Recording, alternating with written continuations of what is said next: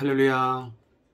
오늘도 주 안에서 우리 사랑하는 성도님과 함께 크신 하나님, 우리에게 많은 사랑과 은혜를 끊임없이 베푸시는 하나님을 향하여 온전하게 말씀을 묵상하며 예배하기를 원합니다. 오늘은 2022년도 3월 30일 오늘 수요일 저녁 시간입니다. 수요 예배가 있는 시간인데 오늘 함께 말씀을 묵상하면서 하나님께 주시는 귀한 메시지를 함께 받도록 하겠습니다. 찬송은 제가 이미 앞에서 진행을 해서 생략을 하고 여러분과는 말씀을 읽고 바로 묵상의 시간을 진행하겠습니다. 이사야 13장 13절부터 22절까지 말씀을 함께 읽겠습니다. 추수함교재 134페이지를 보시면 되겠습니다. 혹시나 이 시간을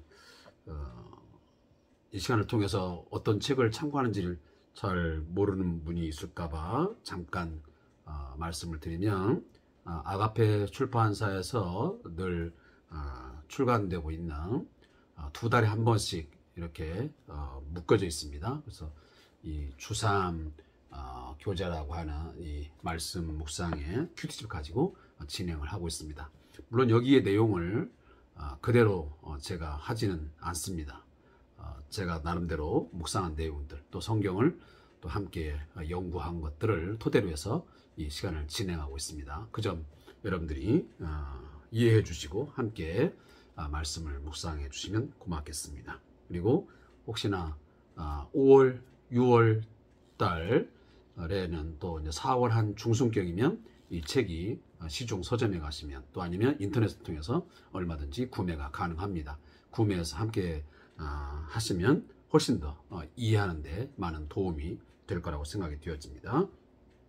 오늘은 추수함교재 134페이지에 있는 3월 30일 수요일에 해당되는 말씀을 함께 찾아 읽도록 하겠습니다. 이사야 13장 13절부터 22절입니다. 그러면 함께 말씀을 읽겠습니다.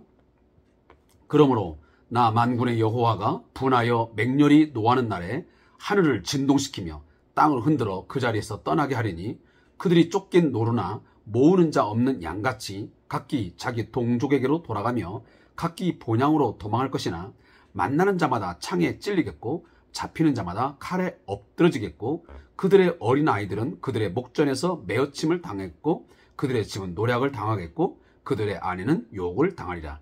보라, 은을 돌아보지 아니하며 금을 기뻐하지 아니하는 메댓 사람을 내가 충동하여 그들을 치게 하리니, 메댓 사람이 활로 청년을 쏘아 죽이며 태의 열매를 긍휼히 여기지 아니하며 아이를 애석하게 보지 아니하리라.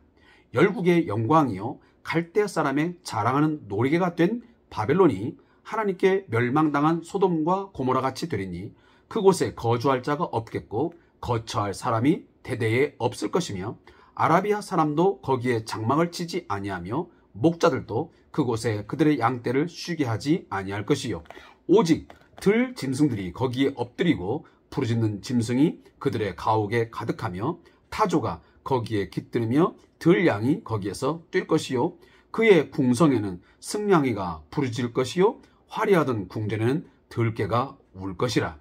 그의 때가 가까우며 그의 날이 오래지 아니하리라. 아멘. 오늘 말씀의 제목은 바벨론의 철저한 파괴입니다.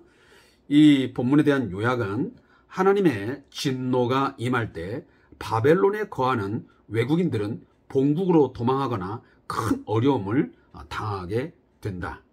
메댓 사람이 주축이 되어 바벨론을 공격하겠고, 바벨론은 소돔과 고모라처럼 될 것입니다.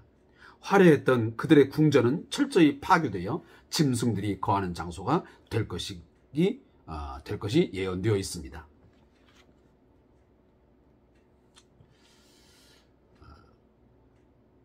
제가 늘 여러분에게 말씀을 드리는 중요한 요소 중에 하나가 뭐냐면, 성경을 올바르게 묵상하려면 올바른 성경 해석이 전제되어져야 합니다.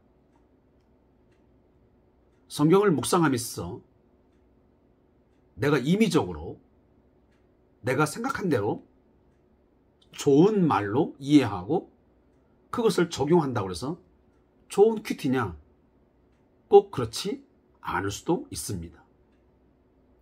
성경이 말하는 그 본래의 의도, 또 21세기에 신앙생활하는 우리에게 적용할 수 있는 어떤 적용점이 있기 마련인데, 그런 것들을 배제한 채 또 시대적인 어떤 상황을 전혀 이해하지 못하고 그런 것들을 감안하지 않냐고 오늘날의 어떤 시각으로 이 성경을 보고 해석해서 그냥 마구 적용하는 것은 오류를 낳기가 매우 쉽습니다.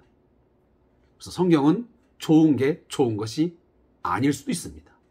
때로는 그것이 좋은 말이고 우리가 충분히 아멘할 수 있는 거지만 성경의 그 본문의 원 의도를 때로는 왜곡할 수 있다는 그런 위험성이 항상 있음을 우리는 늘 잊지 말아야 됩니다. 따라서 우리가 성경을 묵상하고 할 때는 완전하지는 않겠지만 성경 본문에 대한 아주 자세한 그 어떤 연구, 또 그 연구된 어떤 신학적인 책들, 또 어떤 주석, 이런 것들을 우리가 함께 충분히 터득하지 못하면 잘못된 큐티가 이루어질 수 있다는 것을 우리가 한번 꼭 짚고 넘어갔으면 좋겠습니다. 제가 이 말씀을 드리는 이유는, 자, 우리가 이사야서를 묵상하게 되면, 그러면 이 이사야서가 쓰여질 당시의 어떤 시대적인 상황, 역사적인 배경들을 우리가 알고 있어야 되고, 그리고 이 이사야라고 하는 선지자의 어떤 독특한 어떤 문학적인 어떤 문체, 또 그의 어떤 구조, 이런 것들도 어느 정도 미리 연구되어진 것들을 우리가 좀 평신도라 하지만 그러나 요즘에는 뭐 인터넷도 많이 이제 발달되기 때문에 우리가 좋은 주석들을 이렇게 보게 되면 이사야서의 좋은 어떤 강해, 또 주예, 또 주석, 이런 것들을 좀씩 우리가 볼 수 있습니다. 따라서 우리가 묵상 큐티를 할 때도 할 수만 있으면 여러분이 섬기고 있는 그 목사님을 통해서 이게 지금 제대로 된 큐티집인지 묵상집인지 한 번쯤 검토를 해서 그걸 가지고 묵상을 하셔야지, 내가 보기에 좋다고 해서 아무 큐티집이나 이렇게 선택을 해서 진행하다 보면 여러분이 지금 지도받고 있는 목사님의 어떤 신학적인 부분과 때로는 충돌을 빚기도 하고, 때로는 많은 그 어려움이 따른다는 사실을 제가 미리 말씀을 드립니다. 그래서 항상 여러분들이 설교를 어떤 동영상을 통해서 아니면 뭐 유튜브를 통해서 들을 때에도 여러분을 지도하고 있는 영적인 지도자인 리더인 담임 목사님, 아니면 교구 목사님, 또 담당 이 교역자를 통해서 미리 여러분 조언을 구하시고, 그리고 최종적인 어떤 승낙하에서 신앙생활 하는 것이 건강한, 또 여러분들에게 영적으로 유익한 그런 말씀 묵상의 시간이 될 것이라는 것을 다시 한번 제가 여러분에게 조심스럽게 권면을 드립니다. 자, 이사야서는 제가 거듭 말씀드리지만 바로 이 남쪽 유다의 왕이었던 우시야, 그리고 요담, 그리고 아하스, 히스기야, 이 네 왕에 걸친 이 남유다의 당시의 어떤 실상, 그들의 어떤 사회적인 삶의 어떤 분위기, 그리고 영적 상태가 이제 하나님의 그 진노의 심판을 받을 수밖에 없는 마지막 최종적인 그런 단계에 있었을 때에 이사야가 부름을 받아서 이 말씀들을 지금 선포하고 있습니다. 자, 그러한 속에서 이 북쪽 이스라엘과 그리고 남쪽 유다가 결국 이제 하나님의 진노의 심판을 받아 멸망을 하게 되는데, 그 멸망사 가운데서 중요한 역할을 했던 그 근동 지역의, 고대 근동 지역의 이 외세의 어떤 그 힘은 어디가 있었냐면 바로 이 아수르, 그리고 다음에 나타나는 바로 이 바벨론이라는 큰 세력이었습니다. 여러분들이 이제 그 역사적인 어떤 그 배경 속에서 지도를 한번 보시면 그 북쪽 이스라엘과 남유다가 있고, 그리고 이 위에 바로 이 아수르와 이 바벨론이 어떻게 그 당시에 역사적으로 그 고대 근동 지역을 장악해 가는지, 그들이 어떻게 그 남하 정책을 펴면서 나라들을 이렇게 이제 침략해 오는지, 이런 내용들을 좀 볼 수가 있습니다. 그러나 그 모든 과정 하나하나들이 전적으로 하나님의 주권적인 어떤 주도적인 역사의 어떤 이끄심 속에서 이루어진다는 사실입니다.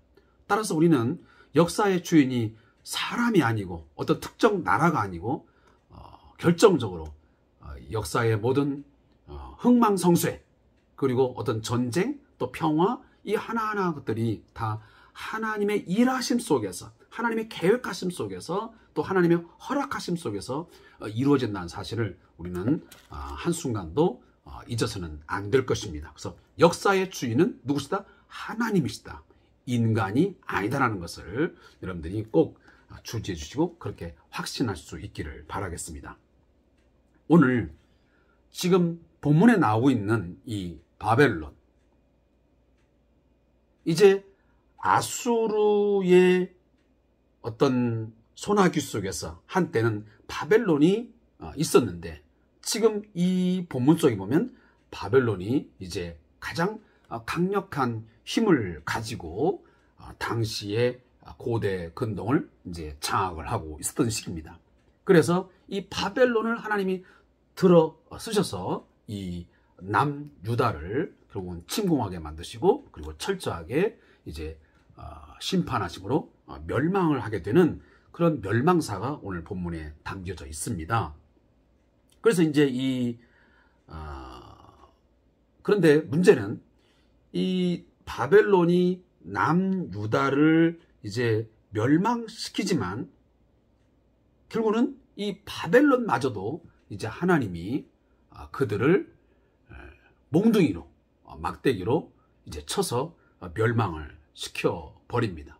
왜냐하면 아수르도 마찬가지고 바벨론도 마찬가지고 그들의 오만함과 그리고 교만함, 이것이 가장 큰 심판의 이유였습니다.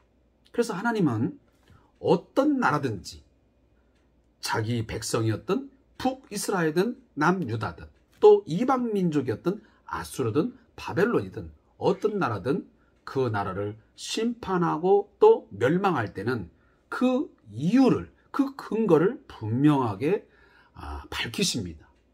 두리뭉실하게, 그리고 아무런 이유 없이 그 나라를 망하게 하지는 않습니다.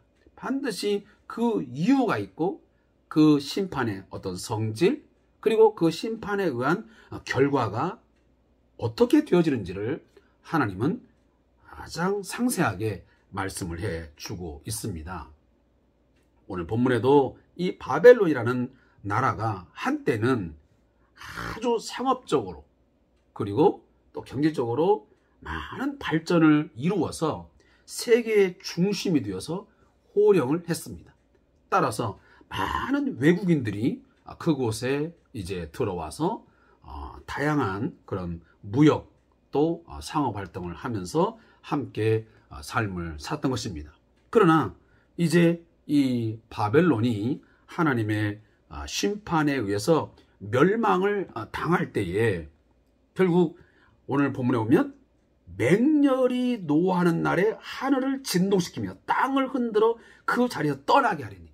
자, 이 바벨론이 이제 하나님의 진노의 심판에 의해서 엄청난 이제 재앙 가운데 놓여지니까 그동안에 외국인들이 들어와서 그곳에 와서 생활을 해 오다가 그 나라의 멸망과 함께 이제 뿔뿔이 흩어져서 자기 동족에게로 돌아가는 그런 지금 모양새를 본문이 이야기하고 있습니다. 그래서 그들이 지금 쫓겨나는 모양새가 어떤 거냐면 쫓긴 노루나 모으는 자 없는 양같이 각기 동족에 돌아가는. 자면 이리저리 양은 목자가 없으면 어디로 가야 할지 방향성을 잃어버리고 막 우왕좌왕하거든요. 바로 그런 모습입니다. 지금 외국인들이 들어왔다가 바벨론이 멸망을 하니까 큰 지금 혼돈 속에 빠지니까 이제 그 외국인들이 자기 동족에 돌아가는데 막 우왕좌왕하면서 돌아가는 모습을 지금 이미지 영상화시켜서 말씀합니다. 이번에 우리가 러시아가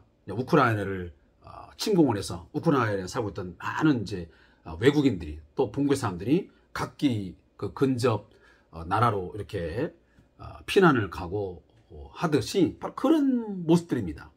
근데 지금 그들이 돌아가는 와중에 결국은 잡히게 되면 창에 찔리고 그리고 칼에 엎드려지고 그리고 어린 아이들은 매어침을 당해오고 집은 노략을 당하고 그리고 그들의 아내 여자들은 그 전쟁터에서 욕을 당하는 그런 엄청난 그 비참한 처참한 그런 상황이 벌어진다는 것을 말씀합니다.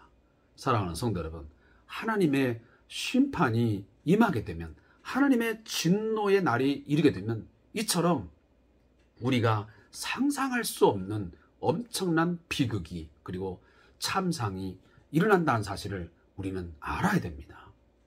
그러기에 우리는 이 크고 두려우신 그 하나님을 우리는 경외를 해야 합니다.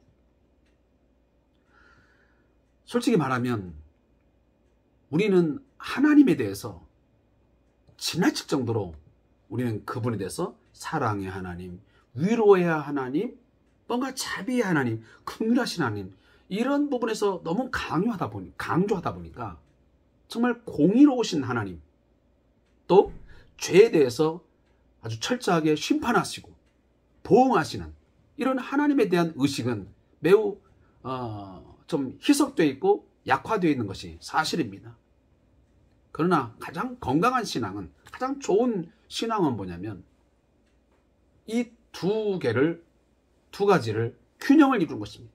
우리가 자비의 하나님, 사랑의 하나님 모든 것을 다 품으시고 용서하시는 그 하나님을 우리가 알고 그분에 대해서 우리가 경외하는 것도 있어야 되고 또 한쪽은 두렵고 떨림이 우리가 있어야 됩니다. 그분은 얼마나 죄를 싫어하시고 그리고 그 죄에 대해서는 그 행위에 대해서는 얼마나 철저하게 심판하시고 또 진노하시는 분인가 하는 것을 우리가 알아야 될 거 아닙니까? 우리가 부모를 섬길 때도 부모에 대해서 어떤 무서움도 있어야 되고 또 부모에 대한 한쪽 부모는 우리 부모님에 대한 어떤 사랑 그리고 부모님이 베푸신 어떤 긍휼함 그의 어떤 자비 이런 것들을 동시에 알 때에 그게 가장 좋은 인격적인 관계 속에서 부모님을 섬기고 또 부모는 자식에게 또 많은 것들을 베풀고 하는 가장 행복한 관계가 아니겠습니까? 우리도 하나님과의 관계가 그렇게 되어야 된다 하는 것을 제가 말씀을 드리는 것입니다. 그래서 오늘 본문도 이사야가 보면 자 하나님께서 이 바벨론을 진노하심으로 이제 패망, 다시 멸망을 하게 하시는데 그 상황을 지금 묘사하면서 17절에 보니까 이 메대 사람들을 불러옵니다. 여러분들이 알고 있지만 바벨론은 BC 539년에 메대와 바사 제가 지난 시간에 말씀했지만 이 바사는 바로 세계사에 나오는 페르시아입니다. 이 페르시아의 그 연합 군대에 의해서 완전히 무너지게 됩니다. 그래서 특별히 이 메대의 군대가 선봉에 섰기 때문에 오늘 이 메대 사람을 충동하여 그들을 다시 말하면 이 바벨론을 치게 했다라고 말씀을 합니다. 어찌 보면 이 바벨론에 의해서 이 메대는 오랫동안 지배를 당하고 있었습니다. 그렇기 때문에 이 메대 사람, 메대와 바사가 연합을 하여 바벨론을 쳐들어올 때에 훨씬 더 이 메대 사람들은 이 바벨론을 침략하는데 가장 앞에 선봉장으로 서서 이 전쟁에 임했다고 합니다. 그래서 그들의 어떤 그 전쟁에 참여한 목적은 은이나 금에 있지 않았습니다. 그래서 오늘 본문도 보면 그렇게 말씀을 하고 있습니다. 보라, 은을 돌아보지 아니하며 금을 기뻐하지 아니하는 메대 사람이었습니다. 지금 이 메대 사람들은 바벨론에 들어가서 은이나 금을 가져오는 것이 중요한 게 아닙니다. 그동안에 자기들의 그 민족이 얼마나 이 바벨론 사람들에 의해서 지배를 당하면서 억압을 당하고 많은 피해를 당하기 때문에 이 피해를, 이 원한을, 이 쌓여진 원한을 풀기 위해서 이 전쟁에 참여했기 때문에 은이나 금은 그렇게 그들의 눈에는 중요하지 않았습니다. 그래서 이들이 막 들어와서 메대 사람들이 오늘 본문에 보면 활로 청년을 쏘아 죽이며 태의 열매를 긍휼히 여기지 아니하며 아이를 애석하게 보지 아니했어. 지금 막 혈안이 되어서 어떻게 보면 그런 영상은, 그런 상황은 얼마든지 있을 수 있거든요. 내가 그 사람에 대해서 원한이 있어갖고 그 집에 들어갔다. 그때는 그 집안에 있는 어떤 물건이나 아무리 소중한 것들이 자기 눈에 들어오는 게 아닙니다. 일단은 내가 원한을 맺은 사람을 뭔가 원수를 갚기 위해서 한을 풀어서 왔기 때문에 그 사람을 그냥 죽이는 데 목적이 있는 것이지, 뭐 가전제품, 뭐 은이나 금, 도둑질하는 것은 아무런 의미가 없습니다. 바로 그거라고 하시면 돼요. 이 메대 사람들이 바벨론에 이제 하나님의 이제 쓰임이 되어서 지금 침공을 하는데, 이 메대 사람들은 그렇게 해서 이 바벨론을 지금 향하여 공격을 하고 이제 패망시키는데 앞장서고 있는 것입니다. 그래서 이 바벨론이 지금 어떻게 멸망을 하냐면, 오늘 본문에 보면 하나님께 멸망당한 소돔과 고모라 시대인 것입니다. 여러분 잘 알다시피 소돔과 고모라서 하나님께서 심판에 하실 때에 불로 완전히 멸망을 당하지 않습니까? 바로 이 소돔과 고모라와 같이 이 바벨론이 하나님의 이 진노에서 완전히 폐허가 된다는 것을 말씀하고 있습니다.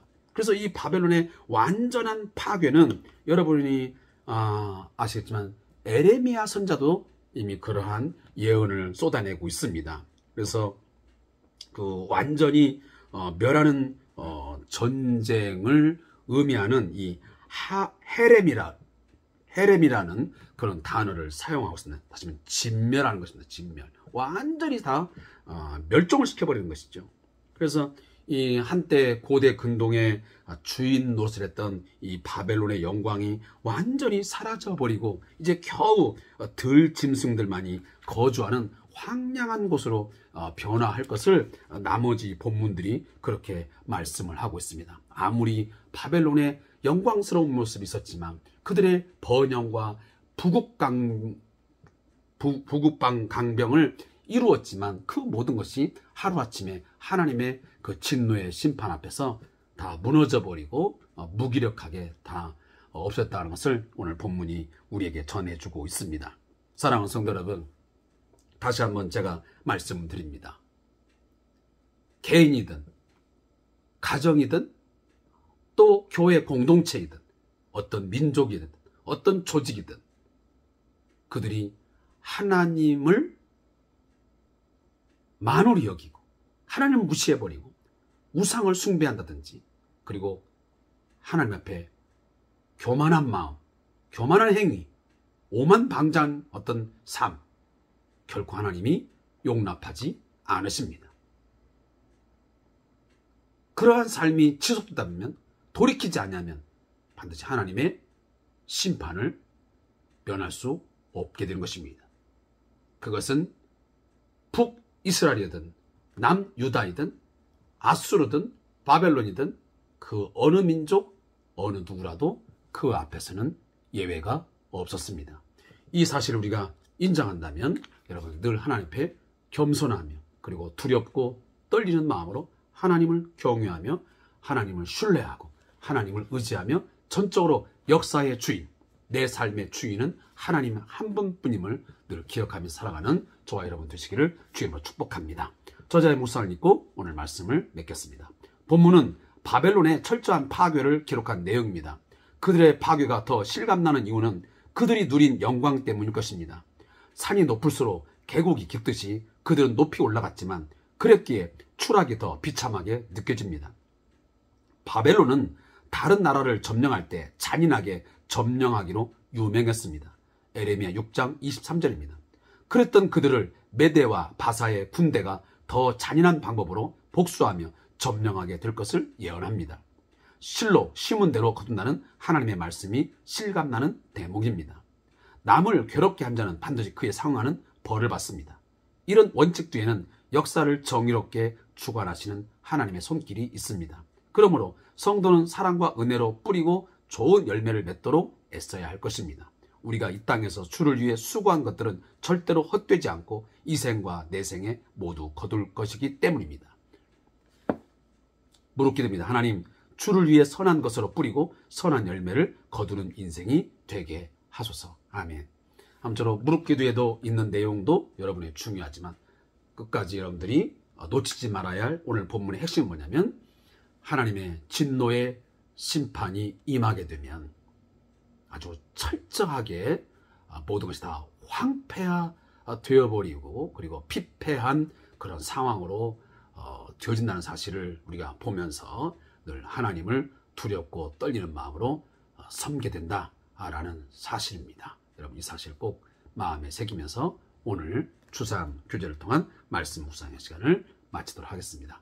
아무쪼록 수요일 예배와 또 말씀 묵상의 시간을 함께 해주신 성도님에게 감사의 말씀을 드리고 또 이 한 주간의 목, 금, 토 3일 동안 여러분 주 안에서 승리하는 십자가 군병으로서의 삶을 사시고 또 주의 날에 함께 기쁨으로 감사함으로 하나님을 예배하는 귀한 성도들 되시기를 주의 이름으로 축복합니다. 오늘도 함께 해주신 모든 성도에게 감사의 말씀드리며 인사드립니다. 고맙습니다.